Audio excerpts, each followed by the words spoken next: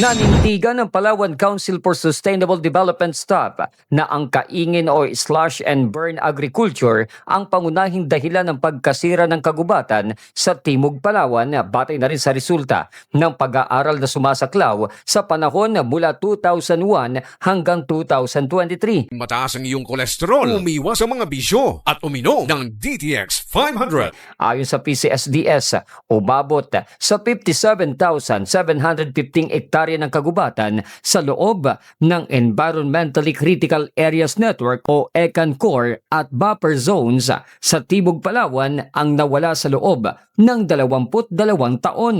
Sa kabuuan, 44,698 hektarya o katumbas ng 77.4% ang iniuugnay sa kaingin. Nilinaw pa ng ahensya na ang pagtukoy sa kaingin bilang pangunahing dahilan ng deforestation ay hindi nangangahulugan na sinisisi ang mga komunidad na umaasa rito bilang kabuhayan. Sa halip, layunin nito na kilalanin umano ang suliranin upang makapagpatupad na mga konkretong hakbang na magtataguyod ng parehong pangangalaga sa kalikasan at kapakanan ng mga mamamayan. Binigyan diin pa ng PCSDS na mahalagang maprotektahan ang mga kagubatan sa Palawan dahil nakasalalay dito ang mga watershed, biodiversity, kakayahang makibagay sa epekto ng climate change at ang pangmatagalang kinabukasan ng lalawigan.